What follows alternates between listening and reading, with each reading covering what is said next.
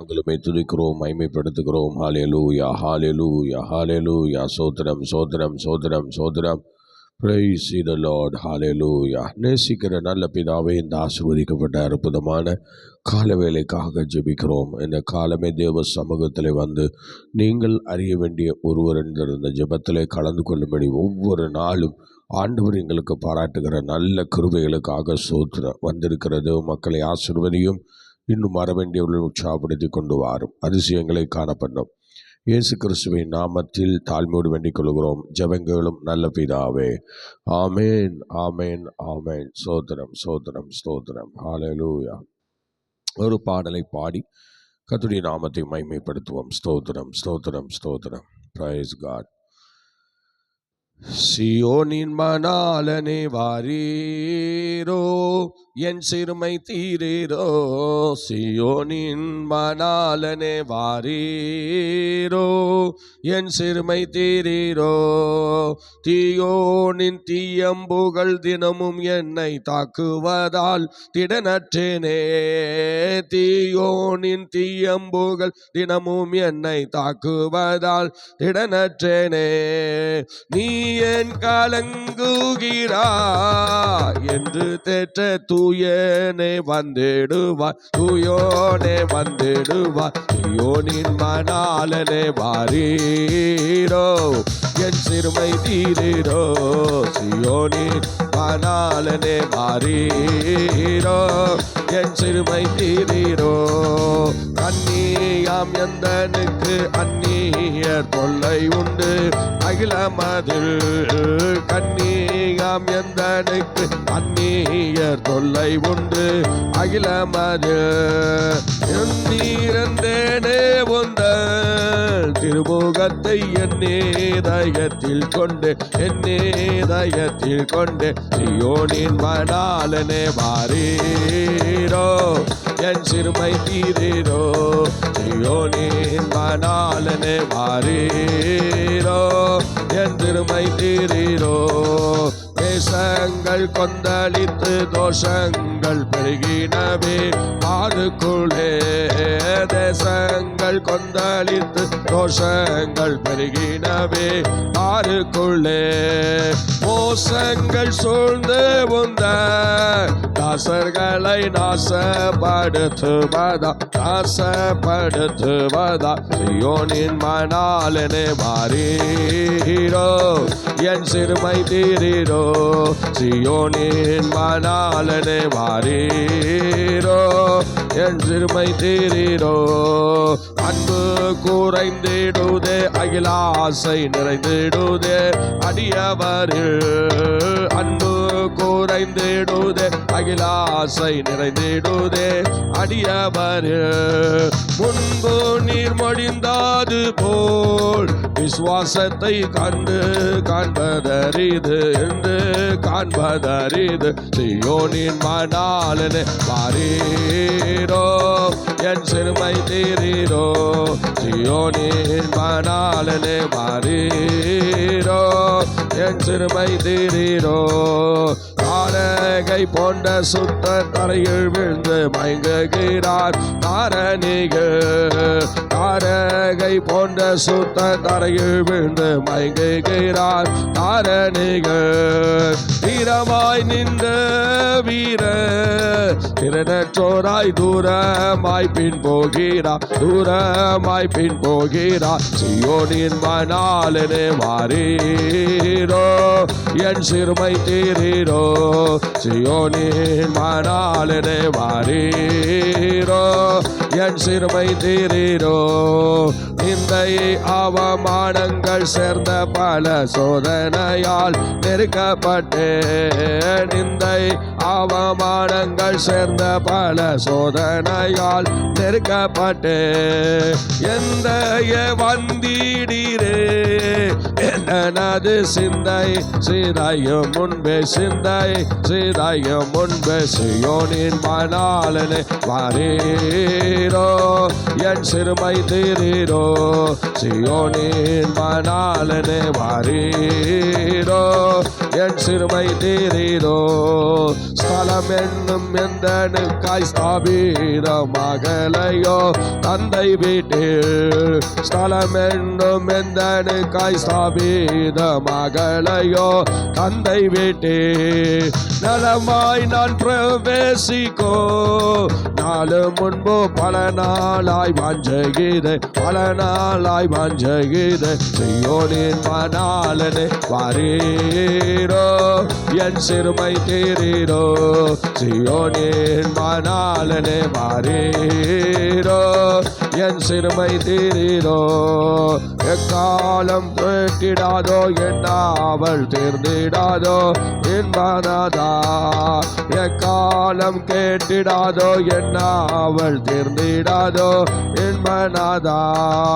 அக்காலம் நோக்கி நோக்கி என்ன தும இக்காலம் சோருதையோ, இக்காலம் சோருதையோ. சியோனின் மணாளனே வாரீரோ, என் சிறுமை தீரீரோ, சியோனின் மணாளனே வாரீரோ, என் சிறுமை தீரீரோ, சியோனின் மணாளனே வாரீரோ, என் சிறுமை தீரீரோ.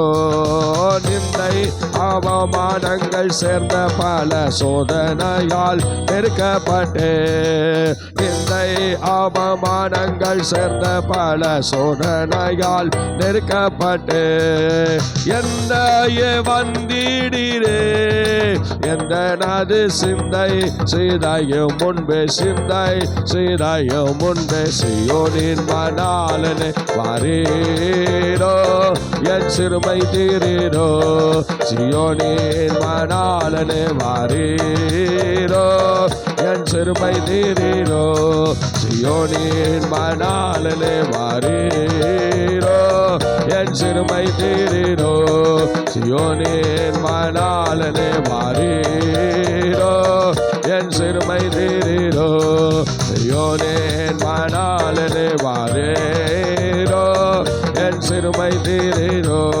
சியோனின் மணாளனே வாரீரோ, என் சிறுமை தீரீரோ. எக்காலம் கேட்டிடாதோ என்னாவல் தீர்ந்திடாதோ என் மணாளா, எக்காலம் கேட்டிடாதோ என்னாவல் தீர்ந்திடாதோ என் மணாளா. அக்காலம் நோக்கி நோக்கி என்ன தும இக்காலம் சோருதையோ, இக்காலம் சோருதையோ. சியோனின் மணாளனே வாரீரோ, என் சிறுமை தீரீரோ, சியோனின் மணாளனே வாரீரோ, என் சிறுமை தீரீரோ, சியோனின் மணாளனே வாரீரோ, என் சிறுமை தீரீரோ, சியோனின் மணாளனே வாரீரோ, என் சிறுமை தீரீரோ, சியோனின் மணாளனே வாரீரோ, என் சிறுமை தீரீரோ.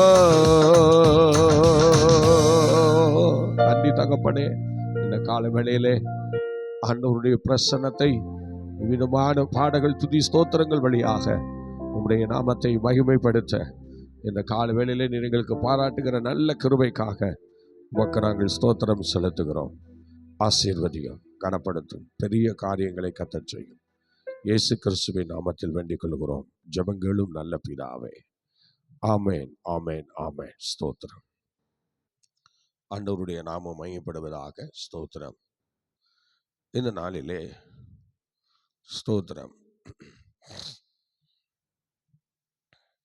யாத்ராமத்தின் புஸ்தகத்திலே ஸ்தோத்திரம் 23ஆம் அதிகாரத்திலே ஒரு வசனத்தை நாம் இடமாக வாசித்து கர்த்தருடைய நாமத்தை மகிமைப்படுத்தலாம். ஸ்தோத்திர வாசிகள் 23ஆம் அதிகாரம் 20வது வசனத்தை வாசிப்போம். வழியில் உன்னை காக்கிறதற்கும் நான் ஆயத்தம் பண்ணின ஸ்தானத்துக்கு உன்னை கொண்டு போய் சேர்க்கிறதற்கும் இதோ நான் ஒரு தூதனை உனக்கு முன்னே அனுப்புகிறேன்.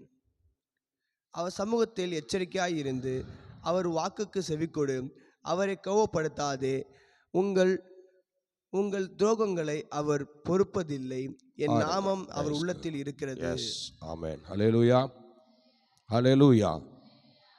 நன்றாய் கவனிங்கள். இந்த அருமையான வேளையிலே நாம் ஸ்தோத்திரம், இஸ்ரவேலர் பயணத்திலே ஆண்டவர் ஸ்தோத்திரம் சீனாய் மலையில் வந்த பிறகு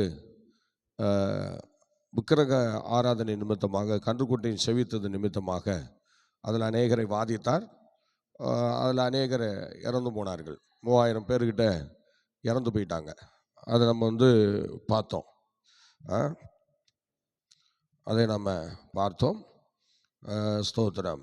இப்படி பல காரியங்களை அதில் ஸ்தோத்திரம் விக்கிரக ஆராதனை நிமித்தமாக அங்கே எவ்வளோ ஜனங்கள் மத்தியில் ஒரு பெரிய பிரச்சனை உருவாச்சுன்னு நம்ம பார்த்தோம். அதில் 3000 பேர் அன்றைக்கி விழுந்தது மாத்திரம் இல்லை, இந்த விக்கிரக ஆராதனை நிமித்தம் ஸ்தோத்திரம் நீங்கள் படிங்க பார்க்கலாம். இப்போ ஒருத்தர் நமக்கு முன்னே போகிறார், அவரை கோவப்படுத்தாதீங்க, அவர் எப்போதும் கோபமாக இருப்பார், பொறுக்க மாட்டார், இப்படிலாம் நிறைய விஷயங்களை சொல்லுகிறார். மோசை கொண்டு ஆண்டவர் இங்கே சொல்கிறாரு. ஆனால் இந்த ஜனங்கள் பாருங்கள், என்ன தான் நம்ம வார்த்தையை கேட்டாலும் அந்த இடத்துல சங்கடப்படுத்த வேண்டிய இடத்துல இஸ்ரவேல் ஜனங்கள் ஆண்டவரை சங்கடப்படுத்திட்டு தான் இருந்திருக்காங்க. சங்கடப்படுத்த அங்கே பாருங்க இழப்புகள் தான் வருகிறது. அதை கூட மனசில் அவங்க வைக்க முடியல. பாருங்க, இப்போ எவ்வளோ அருமையாக சொல்கிறாரு பாருங்க. வழியில் உன்னை காக்கிறதற்கு நான் ஆயத்தம் பண்ணின ஸ்தானத்தில் உங்களை கொண்டு போய் சேர்ப்பதற்கும் நான் என்ன பண்ணுறேன், நான் ஒரு தூதனை உனக்கு முன்பாக அனுப்புகிறேன் என்று சொல்கிறாரு. அதனால் அவர் சமூகத்தில் நீ என்ன பண்ணணும், எச்சரிக்கையாக இருந்து அவர் வாக்குக்கு செவி கொடுத்து அவரை கோபப்படுத்தாதே. உங்கள் துரோகங்களை அவர் என்ன செய்வதில்லை, பொறுப்பதில்லை. அவருடைய நாமம் அவருடைய உள்ளத்தில் இருக்கிறது என்றார். இந்த மாதிரி ஆண்டவரை பற்றி நிறையா மோசையை கொண்டு இஸ்ரவேல் ஜனங்களுக்கு தெரிவிக்கப்படுகிறது. ஆனால் என்னதான் தெரிவித்தாலும் நான் செய்கிறத செஞ்சுட்டு தான் இருப்பேன், நான் பேசுகிறத பேசிட்டு தான் இருப்பேன், நான் போகிற இடத்துக்கு போயிட்டு தான் இருப்பேன். இப்படி அந்த ஜனங்கள் பாருங்க, இவ்வளோ சொல்லியும் கூட நமக்கு முன்னே ஒரு தூதன் வராரு அப்படிங்கிற அந்த எண்ணம் கூட அவங்களுக்கு இல்லை. பாருங்க, அந்த ஸ்தானத்தில் கொண்டு போய் சேர்க்கறதுக்காக நம்ம கூட ஒரு தூதன் வராருங்கிற அந்த எண்ணம் இல்லை. பார்த்தீங்களா, 91ஆம் சங்கீதத்தில் எவ்வளோ அருமையாக சொல்கிறாரு பாருங்க. வழியில் இவனை காக்கும்படி உனக்காக அவர் தமது தூதர்களை கட்டளையிடுவார்ன்னு இருக்கு. அப்போ தேவன் வழியில் காக்கிறதுக்கு இங்கே ஒரு தூதரை கட்டளையிட்டார். ஸ்தோத்திரம். அம்மா, இது இந்த தூதனானவர் என்று சொல்லும்போது அங்கே இயேசுவை தான் குறிக்கிறது. தூதனானவரை ஆண்டவர் கட்டளையிட்டு ஸ்தோத்திரம். அப்போ அவர் ஒரு இயேசுவானவராய் தூதனானவராய் அவர் அங்கே வருகிறார். ஆனால் எல்லாவற்றுக்கும் மேலே அவரை அனுப்பி ஆண்டவர் இந்த இடத்துல பாருங்க நிறைய விஷயங்களை நிறைவேற்றி கொண்டிருக்கிறார். அப்போ தேவன் அந்த மக்களை விடலை, மக்களோடு மக்களாக தேவன் இருந்து தான் நடந்து வருகிறார்.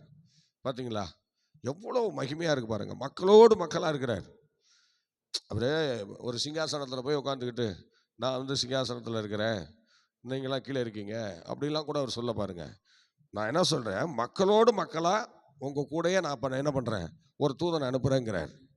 சோதரம். பார்த்தீங்களா, ஒரு தூதன் அனுப்புகிறேன் மக்களோடு மக்களாக. பார்த்தீங்களா, இப்போ இந்த தூதன் என்ன செய்கிற, மக்களோடு மக்களாக உள்ளே வராங்க, உள்ளே வந்துட்டாங்க. அல்லேலூயா. எப்படிங்க, மக்களோடு மக்களாக அந்த தூதன் இப்போ இஸ்ரவேலருடைய பயணங்களில் அவர் கூட வருகிறார். அப்படி கூட வந்து அழகாக அவங்களுக்கு முன்னே சென்று ஸ்தோத்திரம். உங்களுக்கு தெரியும், மேகத்தூண், மேகஸ்தம்பம், அக்னி ஸ்தம்பம் அவளுக்கு முன்பாக செல்லுகிறதை நம்ம கண்டறிஞ்சிருக்கிறோம், நம்ம பார்த்துருக்குறோம். பார்த்தீங்களா, அழகாக பார்த்துருக்குறோம். இப்போ அதே மாதிரி இப்போ தேவ தூதன் இன்னைக்கு தூதனானவர் நமக்கு முன்னே போகிறார். ஸ்தோத்திரம். அவர் போய் அங்கே என்ன செய்வாருன்னு அதுக்கப்புறம் நீங்கள் கீழே பார்த்தீங்கன்னா ஸ்தோத்திரம் என்னென்ன செய்வார், எங்கே யுத்தம் பண்ணுவார், யாரெல்லாம் முறியடிப்பார் என்றெல்லாம் அங்கே சொல்லியிருக்குது. ஸ்தோத்திரம். அதையெல்லாம் அவர் செய்யக்கூடிய நிலையில் அவர் முன்னே போய் கொண்டிருக்கிறார். நல்லா அருமையாக போய் கொண்ட ஒவ்வொரு மனுஷனுடைய வாழ்க்கையிலையும் நம்ம ஆண்டவர் கொண்டு போய் எங்கே சேர்க்கணுமோ அந்த ஸ்தானத்தில் கொண்டு போய் சேர்க்கிறதற்கு என்னைக்கு நம்ம கர்த்தருக்குள்ளே வந்தோமோ, என்னைக்கு ஆண்டவருக்குள்ளே வந்தோமோ, அவங்க ஊழியக்காரராக இருக்கட்டும், அவங்க விசுவாசிகளாக இருக்கட்டும், யாராக இருந்தாலும் அவங்களுக்கு முன்னே ஒரு தூதனானவரை தேவன் வைத்திருக்கிறார். அவர்கள்தான் அவர்களை நடத்தி சென்று கொண்டிருக்கிறார்கள். ஆனால் இந்த நேரத்தில் அவர்களை நம்ம என்ன செய்யணும்? கண்டிப்பாக கனப்படுத்தி ஆகணும். அவங்க தேவ சமூகத்தை நம்ம ரொம்ப எச்சரிக்கையாக இருக்கணும். பேச்சில், நடக்கையில், வார்த்தையில், செய்கையில். ஏன்னா அவங்க கோபப்படுத்தக்கூடாது. அவங்கள கோபப்படுத்தினா விஷயம் வேற மாதிரி போகும். அதனால தான் இந்த இடத்துல அழகாக தெளிவாக சொல்கிறாரு. பார்த்தீங்களா? கோபப்படுத்தாதீங்கன்னு. அப்படியும் பாருங்கள், அந்த ஜனங்கள் என்னென்ன விஷயங்களில் கோபப்படுத்தினாங்கன்னு சொல்லி சில விஷயங்களை நம்ம எடுத்து பார்த்தோம்னா ரொம்ப பயங்கரமாக இருக்கும். நீங்கள் அப்படியே பாருங்கள், யாத்ராமத்தின் புஸ்தகத்தில் 32ஆம் அதிகாரமாக எடுத்து வாசிங்க பார்க்கலாம். 32ஆம் அதிகாரம்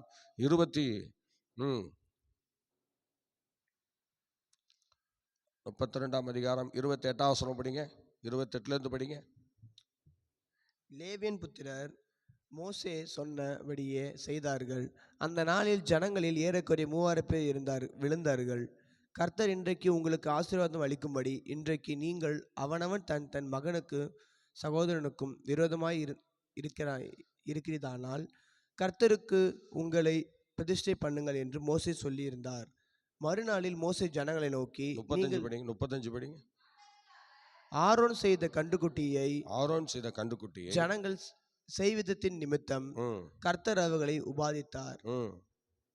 பாருங்கள், கர்த்தர் அவர்களை உபாதித்தாராம். சொல்லுங்க, என்ன சொல்லுங்க, என்ன சொல்லுங்க, சொல்லுங்க பார்க்கலாம். கர்த்தர் அவர்களை உபாதித்தார். ஸ்தோத்திரம். எல்லாம் ஆண்டவர் தூதனை அனுப்புகிறார் என்று சொல்லியும் பாருங்கள், இது வரிசையாக வருகிறது. இது 23ஆம் அதிகாரத்திலே தூதனை அனுப்புகிறேன்னு சொல்றாரு. ஆனால் இதை எங்கே ஞாபகப்படுத்துறாரு? அப்படியே பார்த்தீங்கன்னா யாத்ராமம் 32ஆம் அதிகாரத்தில் அதை வலியுறுத்துகிறார். நல்லா யோசிச்சு பாருங்க. அன்னைக்கு ஆண்டவர் என்ன செய்யலை? பொறுக்கலை. அவரை கோபப்படுத்தினதை அவர் விரும்பலை. அதனால் அன்னைக்கு அவர் என்ன செய்தார்? இறங்கி ஒரு 3000 பேரை அன்னைக்கு ஒரு கூட்ட ஜனங்கள் அன்னைக்கு பிரச்சனையில் சிக்கி கொண்டார்கள். பாருங்க, துணிகரம். ஆண்டவருக்கு பிடிக்காதுன்னு நல்லா தெரியும். விக்கிரக ஆராதனை பிடிக்காதுன்னு தெரியும். ஆனால் அந்த ஜனங்கள் மிகுந்த துணிகரத்தோடு அந்த காரியத்தை சிறப்பாக செய்தார்கள். அதனால ஆண்டவரும் சிறப்பாக அவங்கள கைவிட்டு விட்டார். அவ்வளோதான். 3000 பேர் அந்த நாளிலே இறந்தார்கள் என்றும் அந்த கூட்டத்திலிருந்து லெஸ் பண்ணப்பட்டது. ஸ்தோத்திரம். இப்படிதான் ஒவ்வொரு விஷயத்திலையும் நம்ம ஆண்டவரை கோபப்படுத்தும் போதெல்லாம் நமக்கு நடக்கிற சங்கடமான நிகழ்வுகளை நல்லா யோசிச்சு பார்க்கணும். ஆனால் இஸ்ரவேல் ஜனங்கள் மத்தியில் இந்த சங்கடம் நடந்துருச்சு பாருங்க. இது மாத்திரம் இல்லை, ஸ்தோத்திரம், அவங்க திரும்ப சில காரியத்தில் சிக்கி கொண்டார்கள். ஸ்தோத்திரம். இஸ்ரவேல் பயணங்களில் அவங்க சிக்கி கொண்ட இன்னொரு சில விஷயங்களை நம்ம பார்க்கலாம். நான் உங்களுக்கு அதை சொல்லித்தரேன் பாருங்க. நீங்கள் 1 கொரிந்தியர் 10ஆம் அதிகாரம் 8ஆம் வசனம் படிங்களேன். 1 கொரிந்தியர் 10:8 படிங்க. அதில் என்ன சொல்றாரு பாருங்க. அதில் திருஷ்டாந்தமாக இப்போ நமக்கு இதெல்லாம் வைக்கப்பட்டிருக்கிறது என்று சொல்லி அப்போஸ்தலனாகிய பவுல் கொரிந்து சபைக்கு அதை சொல்லி கொடுக்குறாரு பாருங்க. அப்படின்னா அது எவ்வளோ அவசியமாக இருக்குது. அப்போ இன்னைக்கு நமக்கு அவசியமாக இருக்கா இல்லையா? இந்த வசனங்கள், இந்த வார்த்தைகள் நமக்கு இது ஒரு திருஷ்டாந்தமாக வைக்கப்பட்டிருக்கிறது. படிங்க. அவர்களில் சிலர் வேசித்தனம் பண்ணி ஒரே நாளில் 23,000 பேர். பார்த்தீங்களா? இப்போ சொல்லுங்க, இவங்க ஒரே நாளில் வேசித்தனம் பண்ணி 23,000 பேர் விழுந்திருக்கிறாங்கன்னு கொரிந்து சபைக்கு பவுல் சொல்றார். இஸ்ரவேல் பயணத்தில், அந்த பயணத்தில் அவங்க அஜாக்கிரதையாக இருந்ததுனால, அந்த பயணத்தில் அவங்க ரொம்ப எச்சரிக்கை இல்லாமல் போனதுனால இப்போ பாருங்க 23,000 பேர் வேசித்தனம் பண்ணி விழுந்திருக்கிறாங்க, செத்து போயிருக்கிறாங்க. அல்லேலூயா. ஆமாம். இதெல்லாம் எந்த கணக்கில் கொண்டு போகிறது? சோத்திரம். அப்போ ஜனங்கள் கரெக்டாக இருக்கும்போது தானே நமக்கு ஆசீர்வாதம் பாதுகாவலாம். தவறும் போது அப்போ நிறைய விஷயங்கள் தவறுதில்லை. அது கொரிந்து சபைக்கு திருஷ்டாந்தங்களாக இருக்குது. நீங்கள் 6ஆம் வசனம் படிங்க. அதே 10ஆம் அதிகாரம் 5-6 படிங்க. அவர்கள் இச்சித்தது போல நாமும் பொல்லாங்கானவைகளை இச்சாதபடிக்கு இவைகள் நமக்கு திருஷ்டாந்தங்களாய் இருக்கிறது. இவைகள் எல்லாம் நமக்கு திருஷ்டாந்தங்களாய் இருக்கிறது. சொல்லுங்க, இவைகளெல்லாம் நமக்கு எப்படி இருக்கு? அதெல்லாம் நமக்கு பழைய ஏற்பாடு பாஸ்டர், அதெல்லாம் பழைய ஏற்பாடு, அதெல்லாம் நமக்கு சம்பந்தம் இல்லை. அதெல்லாம் திருஷ்டாந்தமா தான் நமக்கு இங்க வைக்கப்பட்டிருக்கு, முன்மாதிரியா வைக்கப்பட்டிருக்கு. அதெல்லாம் நீ படிக்கும் போது இந்த காலத்துல நீங்கள் நானும் எப்படி இருக்குன்னு கர்த்தர் அருமையா வலியுறுத்துகிறார்.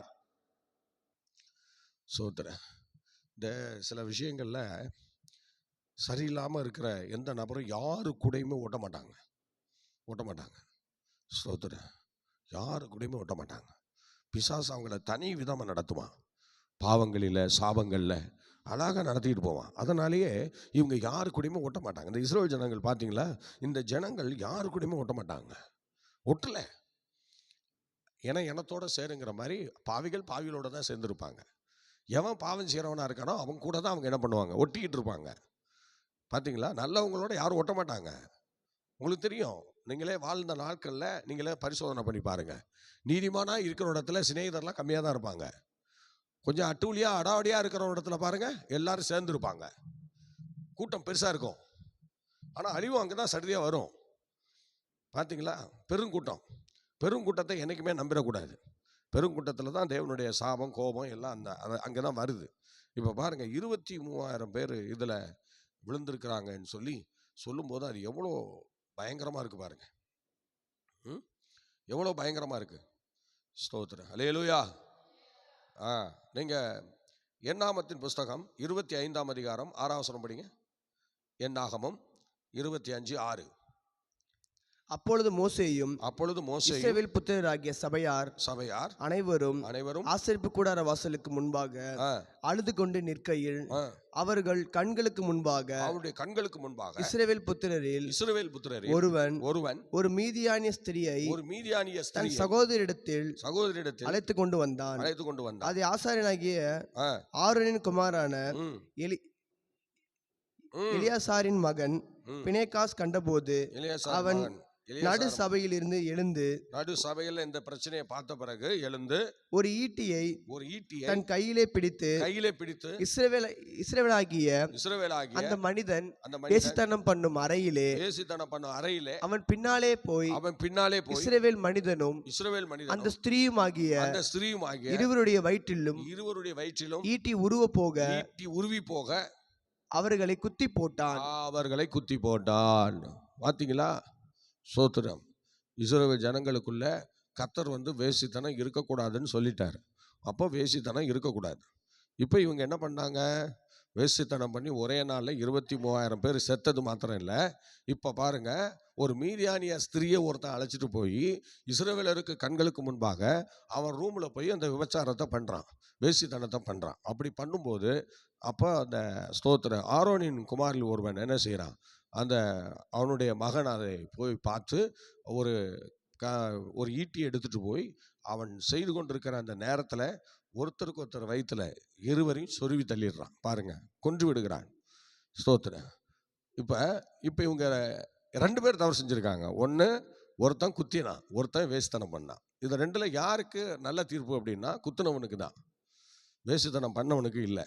ஸ்தோத்திரம். அங்கே பாருங்க, இங்கே 2 பேர் அந்த மீதியானிய ஸ்திரியோடு அவன் போய் அந்த வேலையை அந்த பண்ணது நிமித்தமாக இவன் அவனை குத்தி போட்டான், செத்து போயிட்டான். ஸ்தோத்திரம். வேசித்தனம் என்று சொல்லுகிறது தேவனுக்கு அருவருப்பான விஷயம். எப்படி ஒரு விக்கிரக ஆராதனை அருவருப்பாக இருக்கிறதோ அதே போன்று வேசித்தனமும் அவங்களுக்கு அருவருப்பான ஒரு விஷயம். அதனால் இஸ்ரவேல் ஜனங்கள் அதை அப்படியே அவங்க என்ன செஞ்சவங்களை கர்த்தர் விடவே இல்லை, கொன்று குவித்தார். அவ்வளோதான், விடமாட்டார். சோத்திரம்.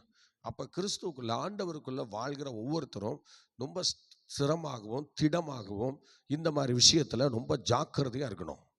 பார்த்தீங்களா, வேசித்தனம் பண்ணலாம், துணிகரமாக தேடி யாரையும் போகக்கூடாது. அப்படியெல்லாம் நம்ம செய்யவும் கூடாது. ஸ்தோத்திரம். அது தேவனுக்கு ஒரு பிடிக்காத ஒரு விஷயம். தேவன் அழிக்கவும் துணிய மாட்டார். அதனால் இது ஒரு துணிகரமான காரியம். இந்த வேசித்தனம் தான் இன்னைக்கு இன்னொரு இடத்துல 24,000 பேர்னு சொல்லியிருக்கு. 24,000 பேர் விழுந்து போனாங்களாம் அந்த வேசித்தனம் செய்து. பாருங்கள், அப்படி அவ்விதமாக அந்த இடத்துல ஒரு காரியத்தை அவர் சொல்லுகிறார். ஆகவே தேவனுடைய பிள்ளைகளாகிய நாம் கர்த்தருடைய வார்த்தைக்கு கீழ்ப்படிந்து நடக்கிறதுக்கு நம்ம அர்ப்பணிக்கணும். அல்லேலூயா, ஸ்தோத்திரம். இப்படி அந்த ஜனங்கள் ஆண்டவர் சொல்லுகிற அந்த விஷயங்களுக்கு அவர்கள் என்ன செய்யலை, கீழ்ப்படியவில்லை. கீழ்ப்படியாமல் இருந்து அந்த வேசித்தனத்தில் போய் ஊறினதுனால தேவன் 24,000 பேரை கொண்டு போட்டதும் இல்லாமல் அந்த மீதியானிய ஸ்திரியோடு வேசித்தனம் பண்ணான அவனையும் ஆரோனின் குமார் பேரம் குத்தி போட்டான். சோத்திர. பார்த்தீங்களா, அவனையும் கொண்டு போய் ஈட்டியால் குத்தி போட்டான். ஆகவே இந்த காரியத்தை ஆண்டவர் ஏற்றுக்கொள்ள மாட்டார். திருச்சபையில் இருக்கிறவர்களும் திருச்சபையில் ஆண்டவருக்கு சாட்சியாக ஊழியம் பண்ணுகிறவர்களும் ஆண்டவருக்கு சாட்சியாக நிற்கணும். இந்த மாதிரி விஷயத்தை ஆண்டவர் பொறுப்பதில்லை. அதனால் நீங்கள் யாரும் அதெல்லாம் செஞ்சால் கர்த்தர் நமக்கு மன்னிப்பார் நினைக்காதீங்க.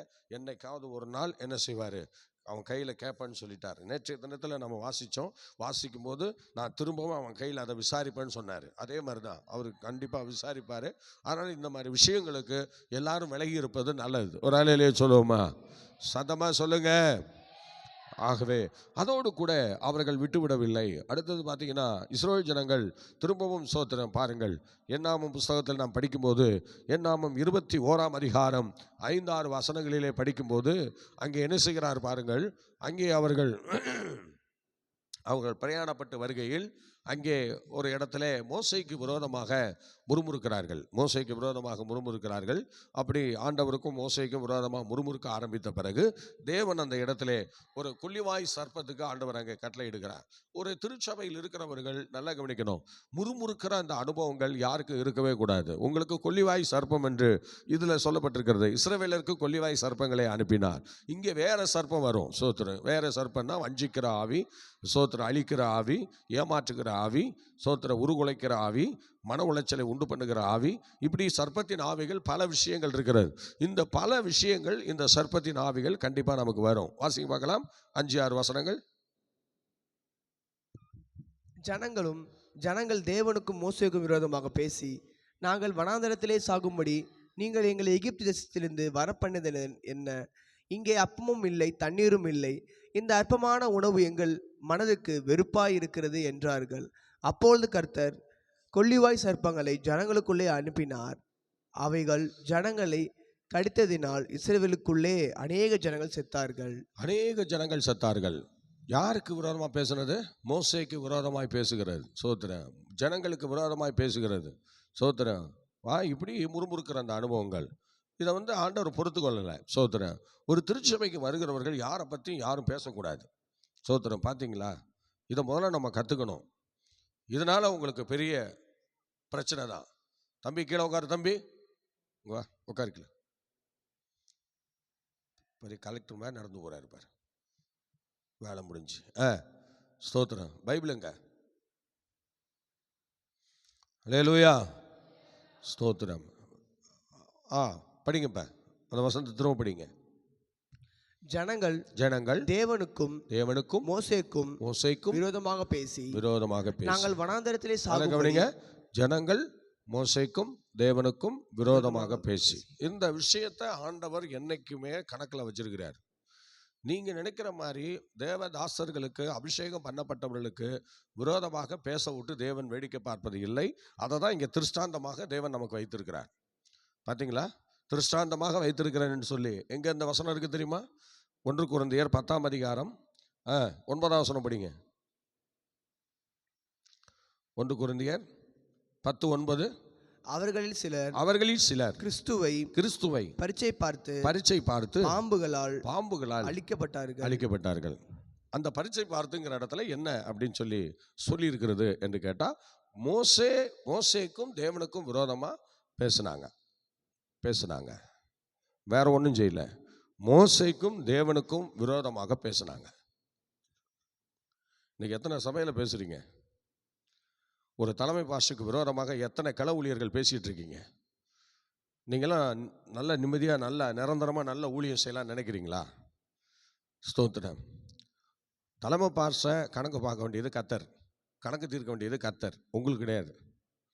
ஸ்தோத்திரம். ஒரு ஹெட் பாஸ்டரை ஸ்தோத்திரம் என்ன செய்யணும்? கணக்கு பார்க்க வேண்டியது, நியாயம் தீர்க்க வேண்டியது அது தேவன்.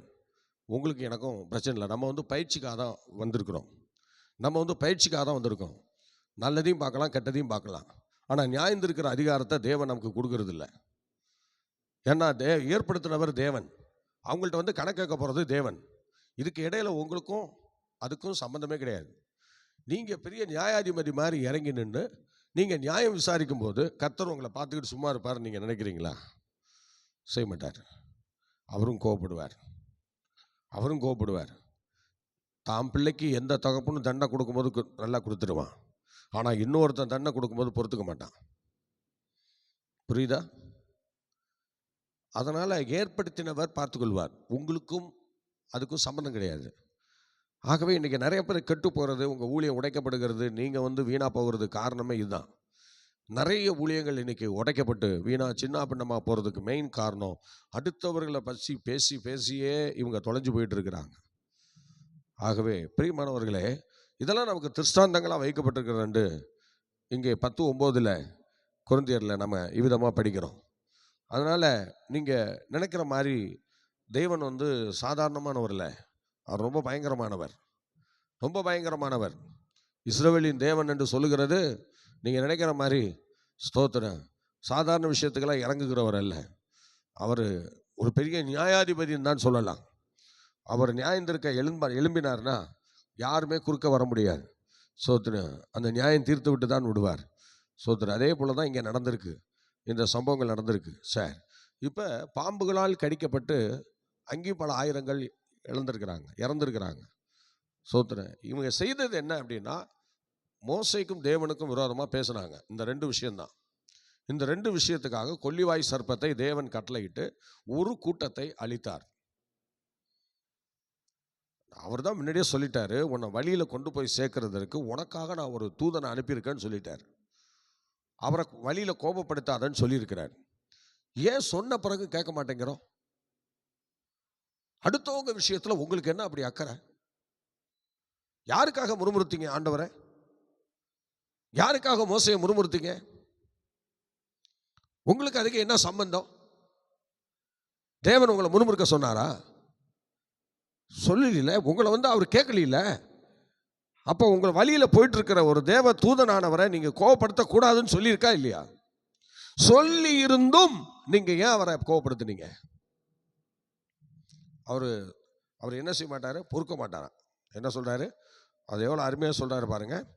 வழியிலே உன்னை காக்கிறதற்கு ஆயத்தம் பண்ணின ஸ்தானத்திலே உன்னை கொண்டு போய் சேர்க்கிறதற்கும் இதோ நான் ஒரு தூதனை உனக்கு முன்னே அனுப்புகிறேன். அவர் சமூகத்தில் எச்சரிக்கையாயிருந்து அவர் வாக்குக்கு எப்படிங்க? அவர் வாக்குக்கு செவி கொடுக்கும்போது அவரை கோபப்படுத்தாதே. உங்கள் துரோகங்களை அவர் என்ன செய்வதில்லை? பொறுப்பதில்லை. என் நாமம் அவர் உள்ளத்தில் இருக்கிறது. சோத்ரா அவருடைய நாமம் அந்த தூதனானவர் உள்ளத்தில் இருக்கு. சோத்ரா அப்ப அந்த தூதனானவர் யாரு? சோத்ரா அவர் இயேசுவை தான் குறிக்கிறது. அந்த இயேசுவானவரை தான் குறிக்கிறார். இப்போ அவர் நமக்கு முன்னாடி சொல்லும்போது சோத்ரா பார்த்தீங்களா, பிதாவாகிய தெய்வம் இயேசு கிறிஸ்துவை சிலுவை மரணத்துக்கு ஒப்பு கொடுத்த பிறகு எவன் என்ன செஞ்சியும் ஆண்டவர் அதை லேட்டாக தான் கேட்டார், கேட்கல, ஒன்றும் கேட்கல. ஏன்னா அவர் மனப்பூர்வமாக ஒப்பு கொடுத்தார் மனுகுலத்தின் பாவத்திற்காக, அதனால் அது கேட்கல. ஆனால் இங்கே மோசேயோ அல்லது தேவனையோ தூதனையோ அவர் இங்கே ஒப்பு கொடுக்கல. அவர் அனுப்பும் போதே சொல்லி தான் அனுப்புகிறாரு. என்ன அனுப்புகிறாரு? நீ அவரை கோபப்படுத்தாத, வழியில் அவர் ரொம்ப எரிவார், ரொம்ப கோபப்படுவார்னு சொல்லி தான் அனுப்புகிறார். நீ சொல்லி கேட்கலன்னா அப்போ தான் இப்போ என்ன பண்ணுறாரு? அந்த கொள்ளிவாய் சர்ப்பத்துக்கு அவர் கட்டளையிட்டுறார். கட்டளையிட்டு அவங்க அதுங்க தீண்டுது. அநேகர் மரிக்கிறார்கள். அல்லேலூயா, ஸ்தோத்திரம். மறுபடியும் அந்த தூதனானவர் தான் அவங்க நோக்கி பார்க்குறாங்க, அந்த நாமத்தை தான் நோக்கி பார்க்குறாங்க. ஒரு ஸ்தோத்திரம் வெங்கல சர்ப்பத்தை நட்டு அதை நோக்கி பாருங்கடா என்று சொல்கிறாங்க. அப்படி பார்க்கும்போது தான் அந்த சர்ப்பம் போகுது, கடிக்கிறத விடுது. அது வரைக்கும் கடிச்சு குதறிட்டு இருக்கு, அவன் செத்து விழுந்துகிட்டே இருக்கான். ஸ்தோத்திரம். அதனால் நல்லா கவனிக்கணும். ஒவ்வொரு சபையிலையும் ஒவ்வொரு ஊழியக்காரனுடைய கஸ்டடியில் இருக்கிறவங்களும் நீங்கள் அடுத்தவங்களுக்கு விரோதமாக பேசும்போது தேவன் உங்கள் மேலே எவ்வளவு கோபமாக இருக்கிறாரு, எவ்வளவு ஒரு ஆக்ரோஷமாக இருக்கிறார் என்பதை இப்போ நீங்கள் தெரிஞ்சுக்கணும். அதனால் இதுக்கு மேற்கொண்டு உங்கள் வாழ்க்கையில் உங்கள் மேலே இருக்கிற ஊழியக்காரனையோ அல்லது ஸ்தோத்திர தலைமை போதகரையோ யாரும் நீங்கள் கண்ணாப்புனான்னு வசைப்பட உங்களுக்கு தேவையில்லை. தேவன் உங்களுக்கு அந்த பொறுப்பை கொடுக்கல. நீ மீறி பேசணுன்னா நீ தேவனுடைய கோபத்தை சம்பாதிக்கிறன்னு அர்த்தம். உனக்கு ஒரு கொள்ளிவாய் சர்ப்பம் கழட்டி விடப்பட்டாச்சுன்னு அர்த்தம். முடிஞ்சால் சமாளிச்சுக்குங்க, இல்லைன்னா மணந்துருமுங்க. இனி இந்த மாதிரி விஷயத்தில் யாரும் தலையிடாதீங்க. தலையிடுறதுனால நாம் பாதிக்கப்படுகிறோம், நம்மை சார்ந்தவர்கள் பாதிக்கப்படுகிறார்கள். யோசிச்சு பாருங்க. அன்னைக்கு அந்த பிரயாணம் பாதிக்கப்பட்டுருச்சு. இந்த கொல்லிவாய் சர்ப்பதம் வந்ததுனால, பிரயாணத்துக்குள்ளே வந்ததுனால அந்த பிரயாணம் பாதிக்கப்பட்டு ரொம்ப பேர் அடக்கம் பண்ண சூழ்நிலை வந்துருச்சு. பார்த்தீங்களா? எத்தனை பேருக்கு பிரச்சனை? ஒருத்தர் 2 பேர் செத்தா பரவாயில்ல, எவ்வளோ பேர் செத்துருக்காங்க. ஸ்தோத்திரம். ஆக இது எவ்வளோ பெரிய மோசமான தன்மை. அதனால் நல்லா கவனிக்கணும். மோசைக்கும் ஆண்டவருக்கும் விரோதமாக முறுமுறுக்கிற விஷயத்தில் ரொம்ப நீங்கள் ஜாக்கிரதையாக இருந்து உங்களை நீங்கள் பாதுகாக்க வேண்டியது உங்கள் கடமை, உங்கள் மேலே விழுந்த கடமை. யாரும் இப்படி மோசைக்கு விரோதமாக பேசக்கூடாது, அல்லது தேவனுக்கு விரோதமாக பேசக்கூடாது. பேசுகிறவனுக்கு எப்படியும் இந்த சர்ப்பம் வரும், கொல்லிவாய் சர்ப்பம் வரும். அது எந்த விதத்தில் வரும்னா சொல்ல முடியாது. அதனால் வேதாமத்தில் திருஷ்டாந்தமாக நமக்காக சொல்லப்பட்டிருக்கிறார். சோத்திரம். பயபக்தியோடு கேட்குறவன் ஆசீர்வதிக்கப்படுவான். சோத்திரம். ஏனோ தானோன்னு கேட்குறவன் சர்ப்பத்தை பார்ப்பான். அதனால் பார்க்கணும், சர்ப்பத்தை பார்க்கணுங்கிறவங்க நீங்கள் அஜாக்கிரதையாக இருக்கலாம். எனக்கு இந்த வேலையெல்லாம் வேண்டாம் என்று மனம் திரும்புகிறவங்க நீங்கள் ஸ்தோத்திரம் ஜெபித்து ஜாக்கிரதையாக இருங்க. கர்த்தர் உங்களை ஆசீர்வதிப்பார். ஒரு அலையிலே சொல்லுவோமா? சரி, இதோட விடலை பாருங்கள், இதோட விடலை. அதே 1 கொரிந்தியர் 10ஆம் அதிகாரத்தில் 10ஆம் வசனம் படிங்களேன். அதுவும் நமக்கு திருஷ்டாந்தமாக தான் சொல்லப்பட்டிருக்கு. என்ன சொல்லியிருக்கு? 1 கொரிந்தியர் 10:10. அவர்களில் சிலர் முறுமுறுத்து சங்காரக்காரனாலே அழிக்கப்பட்டார்கள். பார்த்தீங்களா? அவர்களில் சிலர் முறுமுறுத்து சங்காரக்காரனால அழிக்கப்பட்டார்கள். பயணத்தில் என்ன நேரிடுது பாருங்க. இஸ்ரவேலருடைய பயணம் எவ்வளோ நல்லா இருக்கணும்னு சொல்லி ஆண்டவரை அழைச்சிட்டு போகிறாரு. ஆனால் பாருங்கள், தேவ தூதனையும் அனுப்பியிருக்கிறாரு. ஆனால் இந்த மக்கள் மனசில் அதை வைக்காம என்ன வேலை பண்ணிட்டாங்க பாருங்க. ஸ்தோத்திரம். அப்போ என்னாமத்தின் புஸ்தகம் 14ஆம் அதிகாரம் 29வது வசனத்தை நீங்கள் படிங்க பார்க்கலாம். படிங்க பார்க்கலாம். 14:29. இந்த வனாந்தரத்தில் உங்கள் பிரேதங்கள் விழும் உங்களில் 20 வயது முதல் அதற்கு மேற்பட்டவர்களாகிய எண்ணப்பட்டு உங்கள் தொகைக்கு உட்பட்டவர்களும் எனக்கு விரோதமாய் முறுமுறுத்திருக்கிறவர்களுமாகிய அனைவரும் பிரேதங்களும் விழும் என்று இங்கே சொல்லப்படுகிறது. விழுந்துச்சு. யாரெல்லாம் அந்த பயணத்தில் முறுமுறுத்தாங்களோ அவங்களாம் பிரேதங்களாக அங்கே விழுந்தாங்க அப்படின்னு சொல்லப்பட்டிருக்கிறது. ஃபேமிலிஸில் ஒரு வளர்ச்சிக்குரிய இடத்துல நம்ம இருக்கும்போது முறுமுறுக்கக்கூடாது. பிள்ளைகள், தாய்மார்கள், தகப்பன்மார்கள், வளரக்கூடியவர்கள், நீங்கள் யாரையும் என்ன செய்யக்கூடாது? முறுமுறுக்கக்கூடாது. முறுமுறுப்பு என்று சொல்கிறது சங்கார தூதனை வரவழைக்கிறதற்கு ஒரு ஆயுதமாக மாறிவிடும். ஒவ்வொரு தேவனுடைய பிள்ளைகளும் சங்கார தூதனை உங்களுடைய வீட்டுக்குள்ளே கொண்டு வருவதற்கு ஏதுவாக நீங்கள் முறுமுறுக்க ஆரம்பித்து விடுவீர்கள். அப்போ நீங்கள் முறுமுறுக்கும் போது சங்கார தூதன் வருவான். சில இடங்களில் சில பிரச்சனைகள் எப்படி வரும் அப்படின்னா, ஒன்று ஆவிக்குரிய சங்காரங்கள் நேரிடும், ஒன்று ஜெப வாழ்க்கையை சங்காரம் பண்ணுவான். நல்லா கவனிங்க. பரிசுத்த வாழ்க்கையை சங்காரம் பண்ணுவான், அப்புறம் பொருளாதாரத்தை சங்காரம் பண்ணுவான், அப்புறம் நமக்கு சுகத்தை சங்காரம் பண்ணுவான்.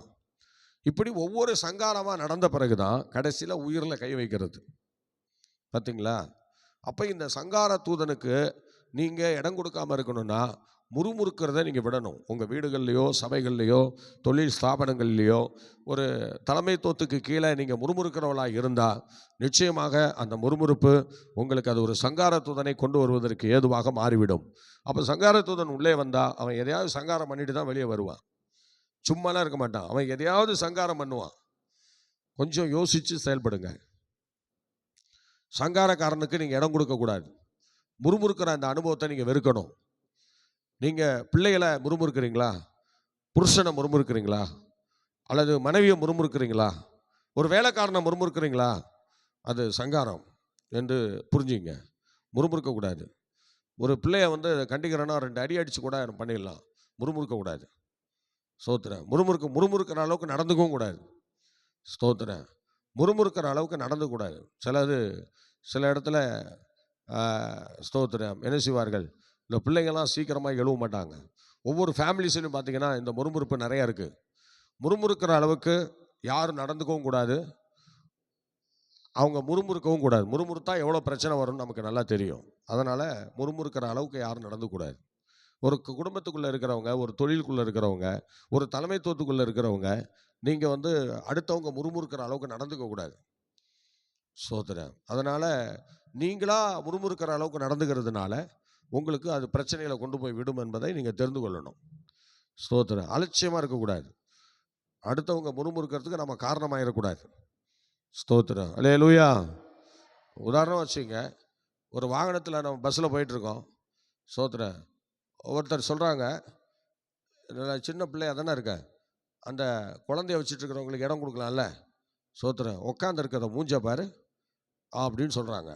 இதை கேட்டும் கூட நீ இடம் கொடுக்கலன்னா சங்காரக்காரன் தான் வருவான் அடுத்தது. ஒரு அலையிலே சொல்லுவோமா? ஆமாம். ஒரு தாய் ஒரு குழந்தைய தூக்கிட்டு வந்து நிற்கிறாங்க, நீ தனி ஒரு மனுஷன், நீ உட்காந்துட்டு வர பார்த்தீங்களா, அதுக்கு இடம் கொடுக்காம. ஸ்தோத்திரம். அல்லேலூயா. தப்பு பண்ணுறீங்க. எனக்கு பஸ்ஸில் ரொம்ப லாங்காக போயிட்டு இருக்கும்போது போக முடியாது. ரொம்ப நேரம் என்னால் பஸ்ஸில் உட்கார முடியாது. உட்காந்தாலே எனக்கு வழியெல்லாம் பயங்கரமாக வந்துடும். அதனால் என்ன பண்ணுவேன்னா, சிலர் எந்திரிச்சுக்குவேன், எந்திரிச்சிட்டு நிற்கிறவங்கள உட்கார சொல்லுவேன், கொஞ்சம் நேரம் உட்காருங்கம்மா. சில பேர் கொஞ்ச நேரம் தான் உட்கார சொல்லுவேன், அவங்க பாட்டு உட்காந்துருவாங்க. திரும்ப அவங்கள எந்திரிக்க சொல்ல கஷ்டமாக இருக்குது எனக்கு. நான் நின்றுக்கிட்டே போவேன். என்ன செய்கிறது, அது நம்ம வேலை. அதனால் சில இடங்களில் அப்படியும் தான் இருக்கும், இப்படியும் தான் இருக்கும். அப்புறம் சில இடங்களில் தானாக எந்திரிச்சு இறங்கி போயிடுவாங்க. அதுக்கப்புறம் தான் நான் அங்கே போய் உட்காருவேன். அது வரைக்கும் நான் நின்றுட்டு தான் போவேன். என் கால் எவ்வளோ கடுக்கும் தெரியுமா? என்ன செய்கிறது, ஒருத்தவங்களுக்கு உதவி செய்கிறது, உதவி செய்யணும்னா நம்ம ஒருத்தரத்தை அனுபவிச்சு தான் ஆகணும். சரி. அதனால் தேவனுடைய பிள்ளைகள், நீங்கள் முறுமுறுக்கிறதுனால சங்காரக்காரனை நீங்கள் உங்கள் எல்லைக்குள்ளே கொண்டு வரீங்கிறத மறந்துடாதீங்க. சோத்திரம். இதை வந்து இந்த ஸ்திரீகளுக்கு தான் அதிகமாக கூடும். சோத்திரம். ஸ்திரீகள் சீக்கிரமாக முறுமுறுத்து சீக்கிரமாக போயிடுவாங்க. சோத்திரம். அநேக குடும்பங்களில் ஆண்களை விட்டுட்டு ஸ்திரீகள் சீக்கிரம் போடுவாங்க. சில இடங்களில் பார்த்தீங்கன்னா ஸ்திரீகளை விட்டுட்டு ஆண்கள் போயிடுவாங்க. இது என்ன கேஸ்னால் முறுமுறுக்கிற கேஸ். சோத்திரம். இவங்களாம் சீக்கிரம் போகிறதுக்கு மெயின் காரணம் என்னென்னா முறுமுறுக்கிறனால தான். இவங்க முறுமுறுக்கிறனாலே சீக்கிரமாக போய் சேர்ந்துருவாங்க. சோத்திரம். நீங்கள் நல்லா பாருங்கள், ஒரு நல்லா தாழ்மையாக பொறுமையாக சைவத்தன்மையாக இருக்கிறவன் சீக்கிரம் சாவே மாட்டான். ஏன்னா அவன் மன உளைச்சல் அவனுக்கு இருக்காது. மன உளைச்சல் அதிகமாக எங்கே இருக்கோ அவனுக்கு தான் சீக்கிரமாக என்ன செய்யும், மரணம் வரும். ஸ்தோத்திரம். அந்த மன உளைச்சலுக்கு ஆளாகிறது. ஸ்தோத்திரம். எப்போதும் பதட்டத்தோடு இருக்கிறது, அந்த அனுபவத்தில் இருக்கிறவங்களுக்கு தான் சீக்கிரம் எல்லாம் வரும். ஆனால் ரொம்ப நிதானமாக ஸ்தோத்திரம், என்ன நடந்தாலும் ஆமாம் பார்த்துக்கலாம் விடு அப்படி சொல்கிறவங்கள பாருங்கள், சீக்கிரம் அவனுக்கு உயிரே போகாது. அப்படி லாங்காக இருப்பாங்க. அதனால் ஸ்தோத்திரம், அதிகமாக முறுமுறுக்கிறது ஸ்திரீகள் தான்.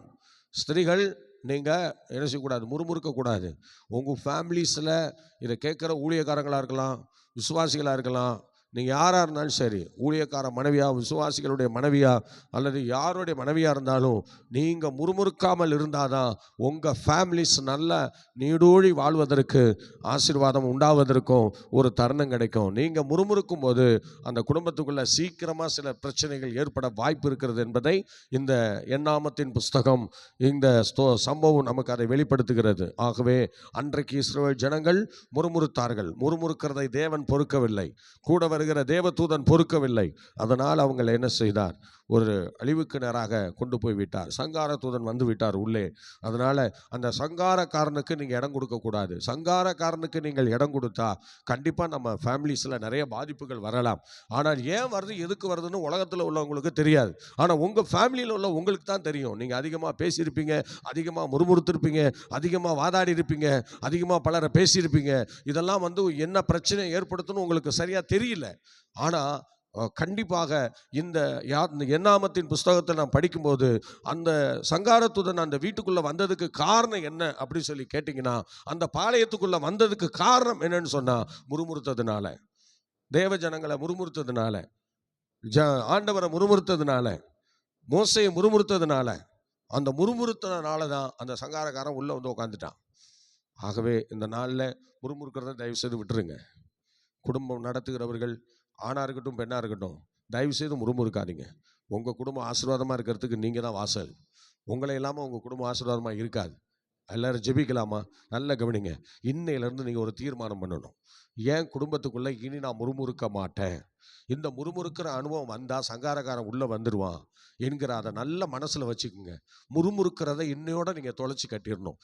பையனாக இருக்கட்டும், மனைவியாக இருக்கட்டும், புருஷனாக இருக்கட்டும், யாராக வேணாலும் இருக்கட்டும், ஆனால் முறுமுறுக்கக்கூடாது. ஒரு குற்றத்தை பார்த்தீங்கன்னா உடனே கண்டிங்க.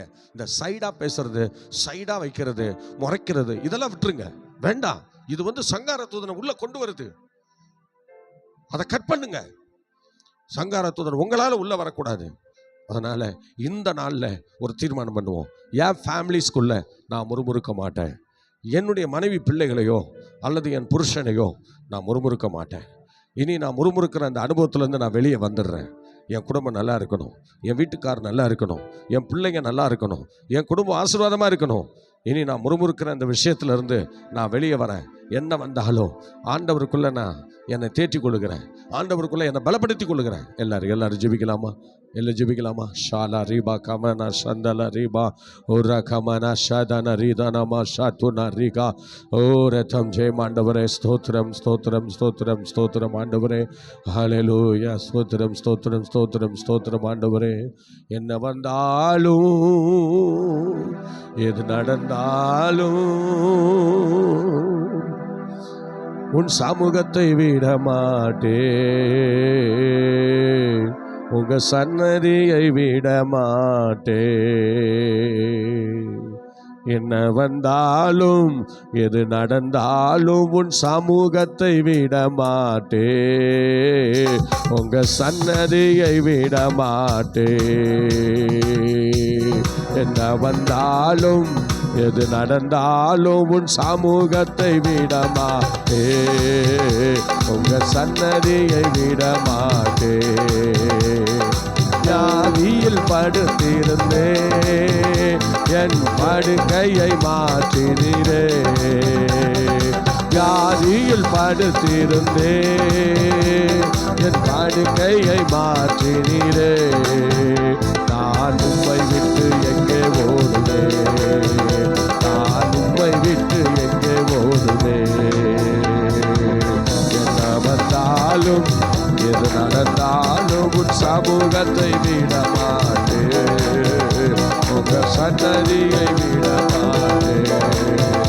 ஓ என்ன வந்தாலும் எது நடந்தாலும் உன் சமூகத்தை விட மாட்டேன், உங்க சன்னதியை விட மாட்டேன், உங்க சமூகத்தை விட மாட்டேன், உங்க சன்னதியை விட மாட்டேன். ஹல்லேலூயா ஹல்லேலூயா ஹல்லேலூயா ஹல்லேலூயா. ஓ ஷபரபதன ரிஷாலகதரபா. ஆமென். ஸ்தோத்திரம். ஜெபிப்போம். இயேசுவின் நல்ல ஆண்டவரே, இந்த ஆசீர்வதிக்கப்பட்ட அற்புதமான கால வேளைக்காக ஜெபிக்கிறோம். இம்மட்டும் எங்களோடு கூட இருந்த வசனங்களை ஆண்டவரே ஸ்தோத்திரம் ஆசீர்வதித்ததுக்காக நன்றி. கர்த்தாவே, நாங்கள் இஸ்ரவேல் ஜனங்கள் செய்த இந்த விஷயங்கள் எல்லாம் ஒரு சிலவற்றை தியானிக்க எங்களுக்கு கொடுத்த கிருபைக்காக நன்றி. தொடர்ந்து உங்கள் கரம் கூட இருந்து எங்களை வழி நடத்தட்டும். அதிசயங்களை காணப்படும். எதை செய்தாலும் உடைய நாமம் மையப்படும்படி கிருபைத்தார். இயேசுவின் நாமத்தில் பிதாவே. ஆமென். Okay, God bless you. கர்த்தர் உங்களை ஆசீர்வதிப்பார். மீண்டும் நாளை காலை 5 மணிக்கு சந்திப்போம். கர்த்தர் நம்மை நடத்துவாராக. Praise God, praise God. லீதியா ஜோம் பண்ணு.